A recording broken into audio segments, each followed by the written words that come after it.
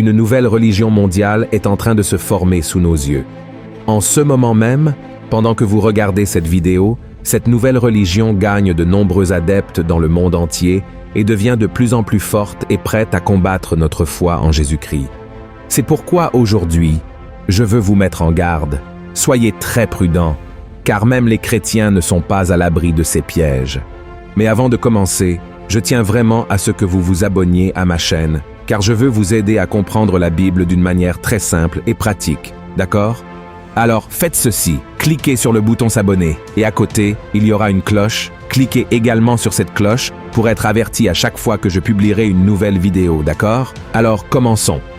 Il y a déjà un certain temps que nous entendons parler de la formation d'une religion unique qui rassemble les 3 principaux groupes religieux du monde. Mais mes frères, ce n'est pas cette prétendue unique religion mondiale qui doit nous inquiéter maintenant. Car comme Jésus lui-même nous l'a dit, nous ne savons pas quand tout cela va se produire. Dans le chapitre 24 de Matthieu, il est écrit ainsi, « Faites attention.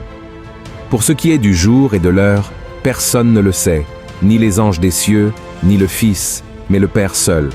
Ce qui arriva du temps de Noé arrivera de même à l'avènement du Fils de l'homme.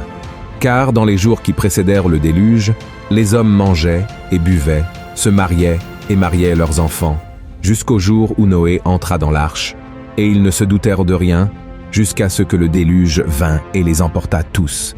Il en sera de même à l'avènement du Fils de l'homme. » Et la Bible nous dit en effet qu'un jour l'Antéchrist apparaîtra et gagnera la confiance des leaders politiques et religieux de ce monde. Il montrera aux gens que seule une religion unique, dirigée par lui-même, peut rendre la terre libre de guerre, d'injustice et d'inégalité. Ce sera le grand marqueur du début de la fin des temps et du compte à rebours avant le retour de Jésus. La nouvelle religion mondiale que Dieu veut que vous ouvriez vos yeux est également liée à l'Antéchrist. Cependant, contrairement à l'alliance mentionnée dans les prophéties de la fin des temps, celle-ci est déjà présente et est plus proche que nous ne l'imaginons. Et vous pourriez vous demander maintenant, mais pasteur, si l'Antéchrist lui-même n'a pas encore été révélé, comment a-t-il déjà établi sa religion ici? Frères et sœurs, il se trouve que même si l'ennemi n'est pas encore apparu pour que le monde l'adore, son esprit habite déjà sur terre depuis longtemps et il agit contre la vie de millions de personnes, en particulier les chrétiens. Voyez ce que dit la Bible. Reconnaissez à ceci l'Esprit de Dieu. Tout esprit qui confesse Jésus-Christ venu en chair est de Dieu. Et tout esprit qui ne confesse pas Jésus n'est pas de Dieu. C'est celui de l'Antéchrist, dont vous avez appris la venue, et qui maintenant est déjà dans le monde. Frères et sœurs, cette nouvelle religion mondiale fondée par l'Antéchrist n'a pas de temple physique. Le temple que l'ennemi a utilisé pour ébranler tout le monde est le temple qui devrait être celui du Saint-Esprit de Dieu, c'est-à-dire le cœur des gens. Et la doctrine que l'Antéchrist prêche est si subtile que même des chrétiens s'y convertissent sans s'en rendre compte.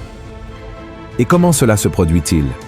L'Antéchrist exalte les sentiments des gens et fait paraître qu'ils sont plus importants que la parole de Dieu.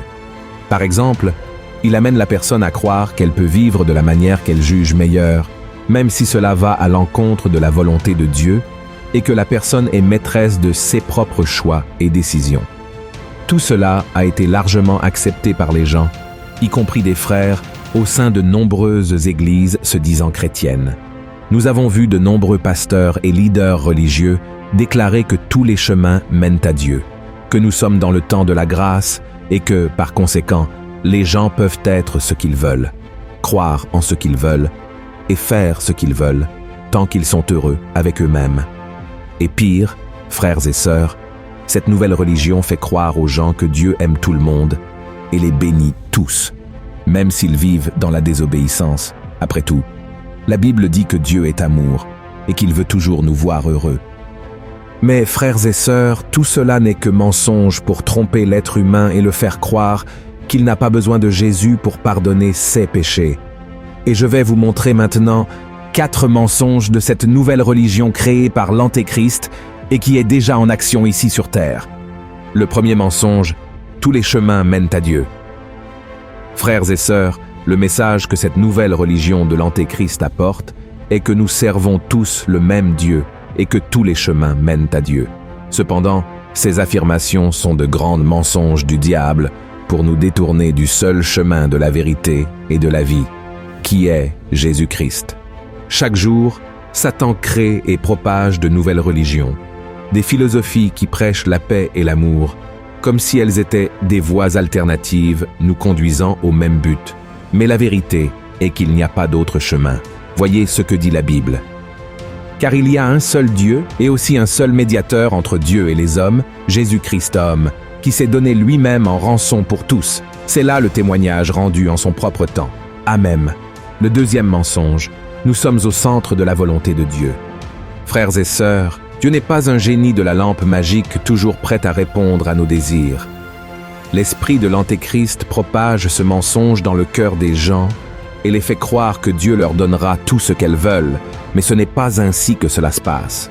Cela s'explique parce que la Bible nous dit dans le livre de Jérémie que le cœur de l'homme est trompeur et désespérément corrompu.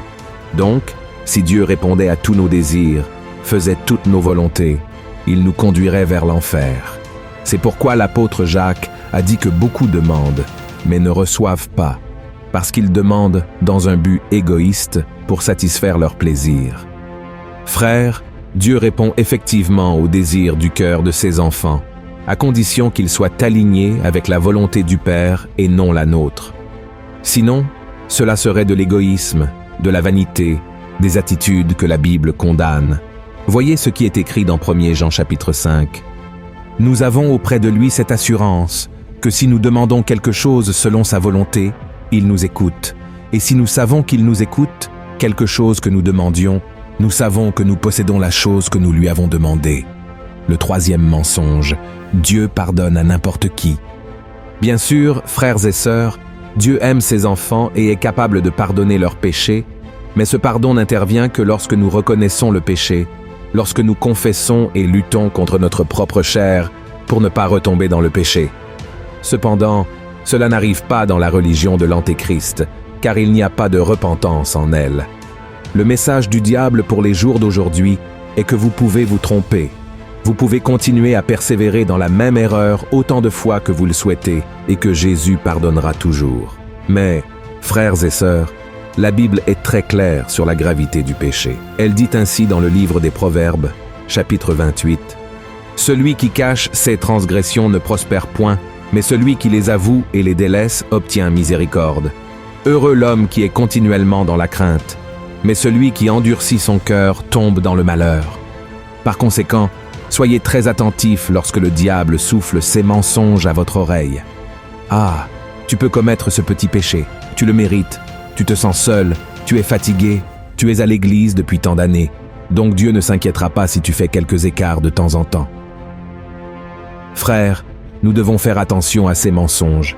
Je n'ai jamais vu Dieu faire d'exception dans la vie de quiconque, même pas dans la vie des hommes et des femmes de la Bible. Alors, prêtez-y beaucoup d'attention, d'accord? Le quatrième mensonge, Dieu est 100% amour. Frères, la Bible dit dans 1 Jean, chapitre 4, verset 8, que Dieu est amour, et le diable utilise ce passage pour montrer aux gens qu'ils peuvent vivre comme bon leur semble, car le Seigneur est bon tout le temps. C'est par cette porte ouverte par l'ennemi que l'idéologie du genre, le féminisme, la libéralisation des drogues, la normalisation de la prostitution et de la promiscuité ont affecté le monde entier. Le problème est que les gens traitent ces questions avec tant de naturel qu'il semble même que Dieu l'approuve.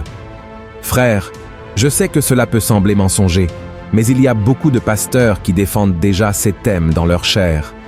Cependant, cette doctrine maléfique est mensongère et incomplète, car elle ne met pas en garde les gens que Dieu, en plus d'être amour, est aussi justice. Et la Bible dit à maintes reprises que Dieu est un feu dévorant, car il est totalement juste, pur et saint. Sa sainteté ne tolère pas le péché, et sa justice exige la punition pour la transgression de sa loi. C'est pourquoi Jésus est allé à la croix et a souffert atrocement à cause de nos péchés. La Bible affirme qu'il a porté sur lui toute malédiction, toute punition que toi et moi méritons. Par conséquent, frères, nous devons comprendre que sans le sang de Jésus, nous ne pouvons pas avoir d'intimité avec Dieu. Nous ne pouvons pas être pardonnés, nous ne pouvons pas être sauvés. Alors, ne tombez pas dans le mensonge qu'il existe une autre manière d'être accepté par Dieu, d'accord? Dieu n'accepte ses enfants que lorsqu'ils reconnaissent Jésus comme Seigneur et Sauveur. Frères, nous devons faire très attention. Nous ne pouvons pas construire notre foi sur le sentimentalisme, nos désirs, nos expériences personnelles et notre opinion sur les choses. En tant qu'enfants de Dieu, nous devons vivre selon la parole du Seigneur. Nous pouvons certes apprendre des expériences des gens, il n'y a rien de mal à cela, mais les expériences des gens ne peuvent pas servir de base à notre foi en Jésus-Christ. Amen. Remarquez que la religion de l'Antéchrist modifie le véritable évangile pour répondre aux besoins des gens. La Bible dit que dans les derniers temps, les gens auront énormément de difficultés à écouter la vérité et chercheront des leaders pour eux-mêmes, des leaders qui ne diront que ce qu'ils veulent entendre. Tout cela parce que le diable veut nous détourner du véritable objectif qui est Jésus-Christ. Cependant, nous savons que cela est impossible, car Christ est le salut et c'est seulement en lui que nous sommes libérés du péché, pouvant ainsi avoir la vie éternelle. Amen. Si vous avez aimé ce message, je vous demande de le partager avec vos amis. Il y a beaucoup de personnes qui ont besoin d'entendre un message comme celui-ci. Il peut être dur, mais il est véridique. Et c'est seulement la vérité qui libère. Amen.